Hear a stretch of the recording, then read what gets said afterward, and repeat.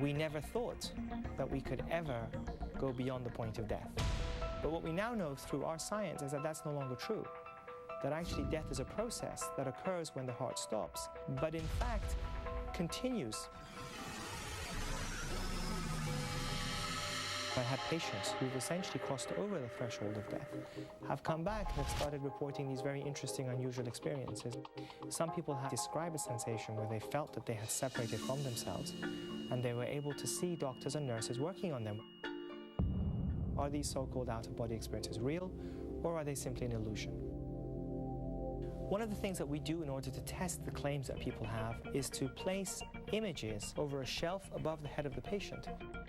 If a patient is having a cardiac arrest and we're resuscitating them, if we then bring them back to life again and they have these incredible experiences where they saw doctors and nurses working on them, and we ask them, how did you see? They say, well, I was at the ceiling, I was looking down.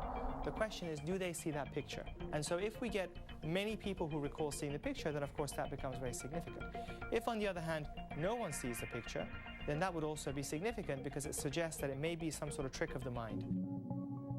So the question is, does your mind and consciousness also stop functioning when you've died and your brain is shut down, or does it continue? It's a surface that needs to be scratched and it needs to be dug deeper. Dr. Parnia, thanks for joining us. So in your research, from what I understand, you've interviewed literally hundreds of people who've had near-death experiences. What convinces you that it's all real? Because I'm sure a lot of folks watching right now are hearing these thoughts and saying, that was weird and strange, but that's not what death's going to be like. But what I'd like to say is that I've done many programs on TV, and your animation is the best I've ever seen, so it helps me a lot to explain this very well. You can have it. So thank you. For the people who've had the experience, it's absolutely real. From our perspective, it's difficult to not say it's real because it's like us as physicians saying that someone who feels depressed, well, your experience isn't real. It's real for them. From a scientific perspective, of course, we're trying to understand what exactly happens at that time. And that's the research that I've been engaged with now for more than 14 years. And I've seen that these experiences are universal. They occur all over the world. Small children have these. I have a case of a child who was less than 3 years old. You're kidding me. Absolutely. And it's incredible because these children are too young to have any concept of a life or death question or what the afterlife is. And that's essentially what I initially wrote in a book called What Happens When We Die. So if I can, let me ask you the big question in my mind. Personally, you've done all this homework, all this research, you understand the science of it. What do you think happens at death? What are all of us going to experience when that moment ultimately happens? I think the first thing that we've learned over the last few decades is that many people are afraid of death. That death actually is not something to be afraid of. For most of us who die through a natural cause, the experience of death is not unpleasant. It's actually a very pleasant experience.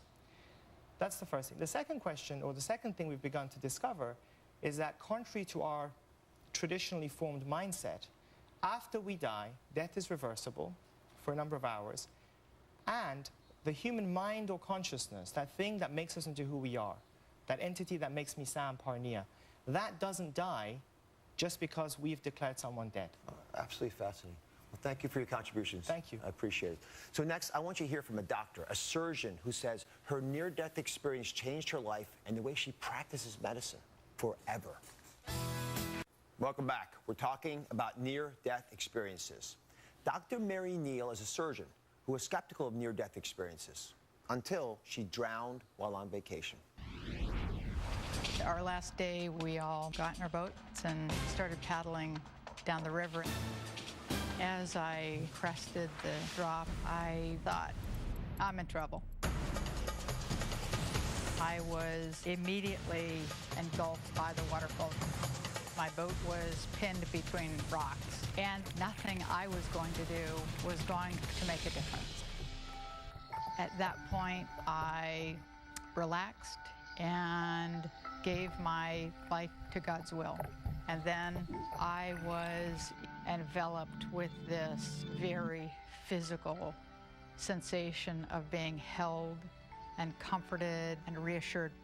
And I thought about my husband and my children, and I was assured that they would be fine.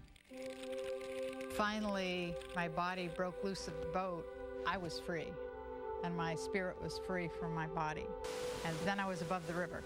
I was immediately greeted by 10 or 12 spirits.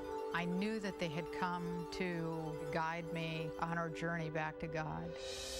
I was simultaneously with them, yet at the same time was able to see that Chad and his brother and his father had pulled me to the riverbank and were starting CPR. The younger boy, he kept calling out to me, "Please come back, please take a breath." I would go back to my body and take a breath and then rejoin these other spirits that were guiding me. We were moving toward this great hall. There was jubilation and I was going home. Then there was sadness. They told me that it wasn't my time to die. I still had work to do on Earth and that I had to return to my body. I had faith, but now I have knowledge. It's tough to see that sometimes, isn't it? It is. It's emotional. You're very concrete in your experience as you faced death. You recall that there were three tasks, three things you had to do. What were they? And were they really needed? Well, the three major things that have come to pass included protecting my husband's health, being the spiritual rock upon which my family and my community could stand after the death of my oldest son. I'm sorry. And coming back and telling my story.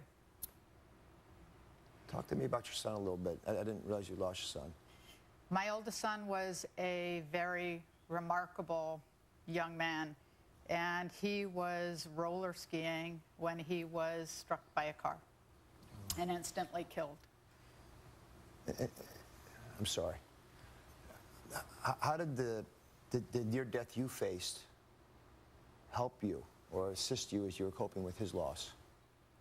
My own death allowed me to recognize several things. Number one, he had no pain and he didn't suffer and he was joyously greeted.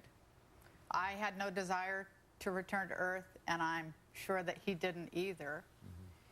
It allowed me to be that rock of support and spiritual foundation for those people who were deeply devastated by his death. You practice medicine. You deal with folks in pain, folks facing death. I mean, how has your near-death experience changed how you practice medicine? It's changed it profoundly. Before my near-death experience, I saw myself as a highly skilled and highly trained mechanic. People came to me with a mechanical problem, and I fixed it.